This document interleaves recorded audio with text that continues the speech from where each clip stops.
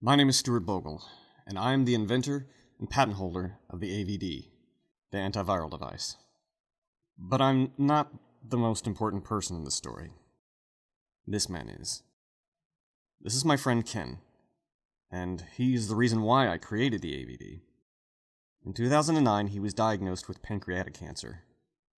He died 9 months later. As I was planning his wake, I found out from his best friend that he was HIV positive. He never told me. He was probably afraid that I would have treated him differently. And I'm glad he didn't, because I probably would have, and I would not have had the fantastic friendship that I had with him. He made me the sole recipient of his life insurance policy. He chose me over his best friend. It wasn't a lot of money, but it was enough that I wanted to do something with it. It wasn't completely selfish. So I decided I was going to do something with it that would have been important to him. I decided it would be HIV, but I didn't want to write a check to a research organization in memory of Ken. I wanted to do something. Me. I didn't want to ask somebody else to solve this problem. I was going to do it. Science has been working on this problem for 30 years and they still don't have a solution. Now, I have the mindset that if it was made by a man, I can figure it out. And that mindset is what allowed me to believe that I could figure out a solution for HIV, even though it's a product of nature and not man. So for months, I studied everything I could find on HIV, virology, and immunology. And at the end of my research, my thought was to engineer a vaccine to produce an antibody that would stick to all the different mutations of the virus. Basically, the exact same approach as all the other people working on the problem. But I'm not a chemist, and I don't want to be one, and I didn't want to spend 8 to 10 years of my life training to become one just to get to the same point as all the other chemists have already gotten to.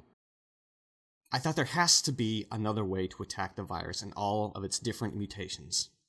So I went back looking for something that all the different mutations of the virus shared. One number kept popping up. 120. The size of the virus in nanometers. Even though the chemistry of the outer structure is different throughout all the different mutations of the virus, its size stays the same.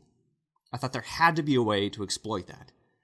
Then at some point, as I was thinking about the size of the virus and how it propagates through the bloodstream, I thought, if only we could just reach in there and crush the little sons of bitches. And then I thought, wait a minute.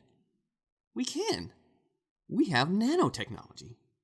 And that was the beginning of the AVD. Use nanostructures to trap, crack, and release the broken variants back into the blood. No chemistry needed. As I was designing the nanostructures, I realized that they would not only be able to treat HIV, but any virus that was in the bloodstream and could fit into the nanostructures.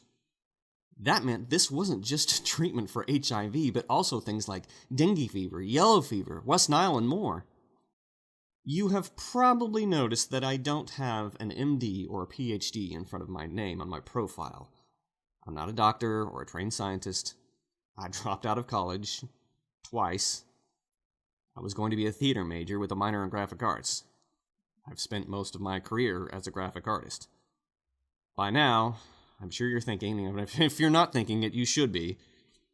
Why should I believe in a guy that doesn't have a degree in any field of science and doesn't actually have a degree in anything?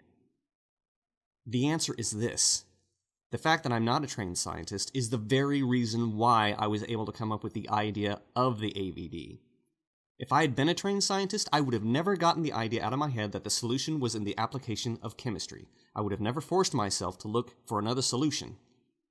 But ultimately, this isn't the solution for HIV I was hoping for.